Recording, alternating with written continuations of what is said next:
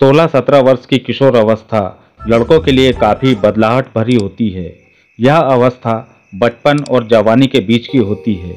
इस उम्र में ना तो ज़्यादा नासमझी होती है और ना ही ज़्यादा समझदारी। इस उम्र में बहक जाना ज़्यादा आसान होता है। आज की कहानी ऐसे ही 16-17 साल के किशोर की है, जो बहकावे में आकर गुमराही के ऐसे दलदल में जा फंसा जहां से निकलना उसे नामुमकिन लग रहा था। कोई रास्ता न मिलने पर उसने जो कदम उठाया वह बेहद ही डरावना और मार्मिक था। 16-17 वर्षीय बालक ओम प्रखर सुनील कुमार और सरिता का इकलौता बेटा था। पति सुनील कुमार से अनबन होने की वजह से सरिता अपने बेटे ओम के साथ अकेली रहती थी। सरिता परिजात स्कूल की प्राचार्य थी। यह स्कूल वह खुद ही चलाती है। बात 18 मार्च 2021 की है। बिलासपुर छत्तीसगढ़ में रहने वाली सरिता श्रीवास्तव शाम के करीब 6 बजे अपने घर से मंदिर जाने की तैयारी कर रही थी। बेटा ओम प्रखर अपने कमरे में पढ़ाई कर रहा था। इसी बीच डोरबेल बजी। सरिता ने जाकर दरवाज़ा खोला तो गेट पर 28-30 साल के करीब की एक युवती खड़ी थी। सरिता ने युवती से पूछा, हाँ जी बताओ क्या काम है। युवती ने हाथ जोड़कर कहा, मैम नमस्ते, ओम घर पर है क्या। सरिता ने कहा, हाँ लेकिन आप कौन हैं और आपको ओम से क्या काम है। युवती ने कहा, मैम मेरा नाम आराधना एक्का है और मैं ओम की स्कूल में टीचर हूँ। इधर से गुजर रही थी तो सोचा ओम से मिलती चलूँ। तो सरिता ने आराधना को अंदर बुलाते हुए ओम को आवाज़ देकर कहा, ओम आपकी मैम मिलने आई है। ओम बाहर आया तो टीचर आराधना ने उसे देखकर मुस्कुराया। सरिता ने ओम से कहा कि मुझे मंदिर जाने में देर हो रही है, तुम अपनी टीचर को चाय पानी पिलाओ।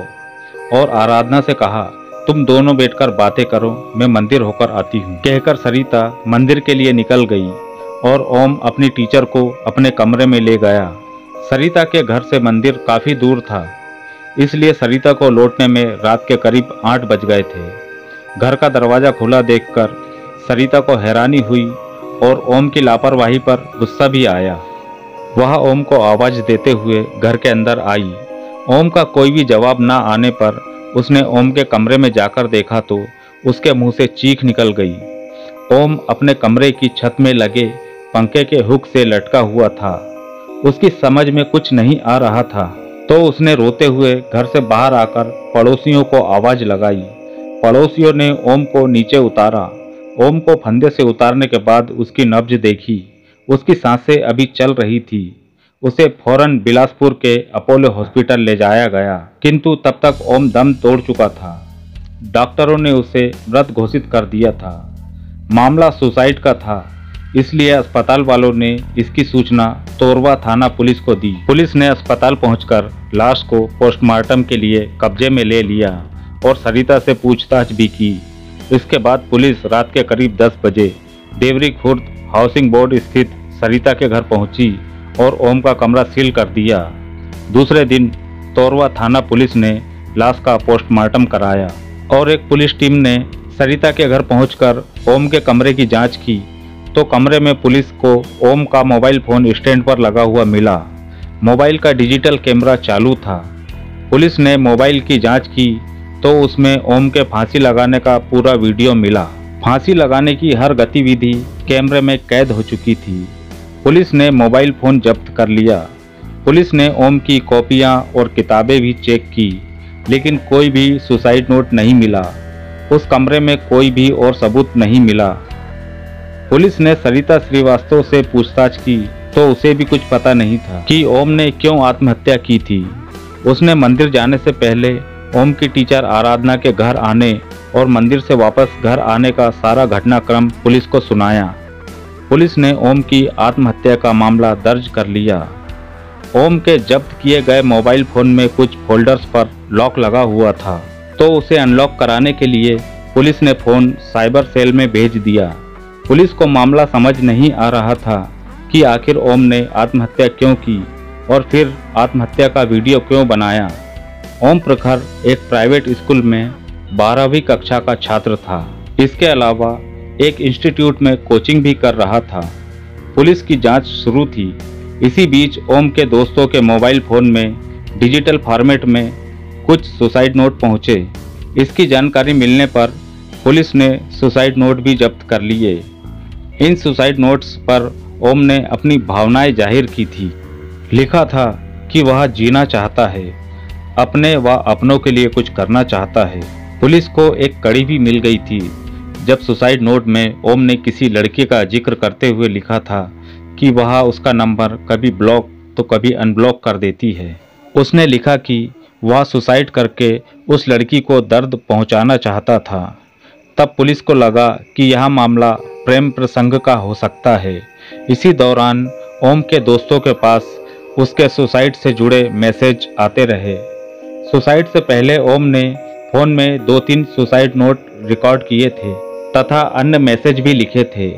मैसेज सेंड के ऑप्शन पर टाइमर लगा देने की वजह से ओम के मैसेज उसके दोस्तों को अलग अलग समय पर मिल रहे थे। मैसेज और सुसाइड नोट्स के आधार पर पुलिस ने 23 मार्च को ओम को आत्महत्या के लिए उकसाने तथा पोक्सो एक्ट के तहत मामला दर्ज कर टीचर आराधना एक्का को गिरफ्तार कर लिया। सारे सबूतों से जो मामला सामने आया वह था दैहिक शोषण करने का। 16-17 साल के ओम प्रखर को उसकी 28-30 वर्षीय टीचर आराधना एक्का ने अपने प्रेम जाल में फंसाकर उसके साथ शारीरिक संबंध बनाए थे। आराधना एक्का बिलासपुर के सरकंडा में एक प्राइवेट स्कूल टीचर थी जो केमिस्ट्री पढ़ाती थी। ओम भी इसी स्कूल में कक्षा 12वीं में पढ़ता था। ओम अपनी क्लास का होनहार विद्यार्थी था। पढ़ाते पढ़ाते आराधना का आकर्षण ओम की तरफ बढ़ने लगा। इस आकर्षण में उसे यह भी ख्याल न रहा कि उन दोनों के बीच गुरु शिष्य का रिश्ता है। आराधना ओम को चाहने लगी थी। ओम से उसका फ़ोन नंबर भी ले लिया था। कभी कभार ओम को क्लास में रोककर उससे प्यार भरी बातें करती, उसे छूती तो कभी अपने घर बुला लेती।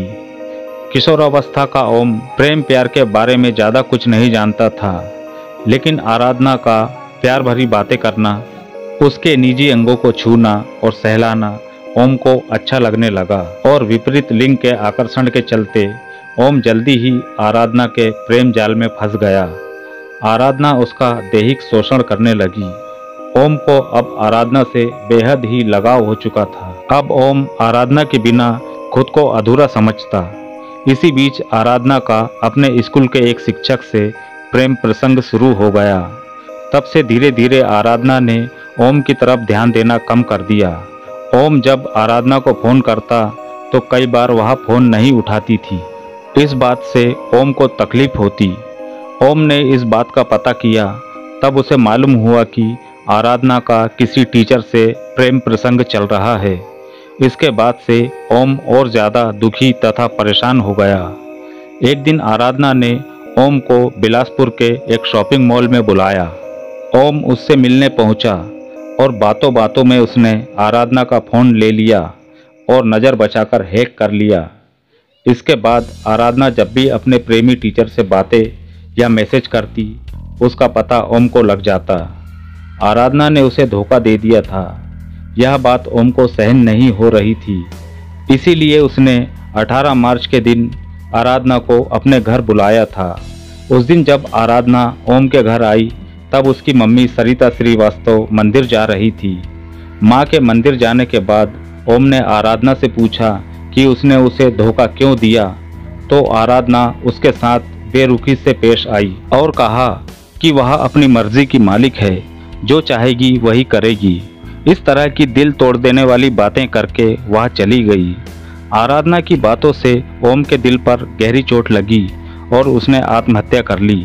पहले उसने किसी खास ऐप की मदद से कोड लैंग्वेज में कुछ सुसाइड नोट लिखे और कुछ नोट हिंदी में लिखे। फिर टाइम सेट करके वह मैसेज अपने दोस्तों को भेज दिए।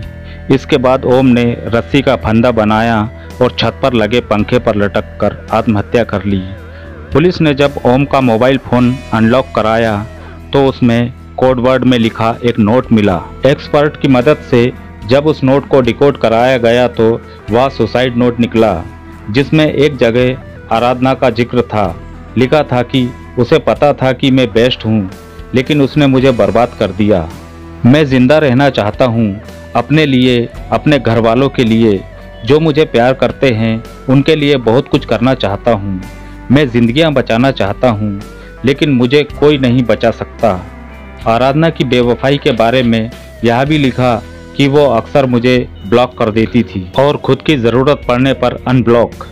मैंने उससे पूछा था कि वास्तविक जीवन में कैसे ब्लॉक करोगी।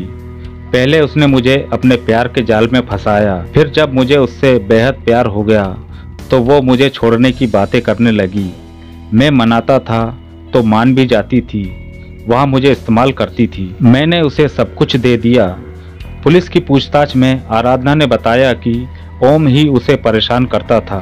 छोटी उम्र का होने की वजह से उसने कभी उसकी शिकायत उसके घर वालों से नहीं की थी।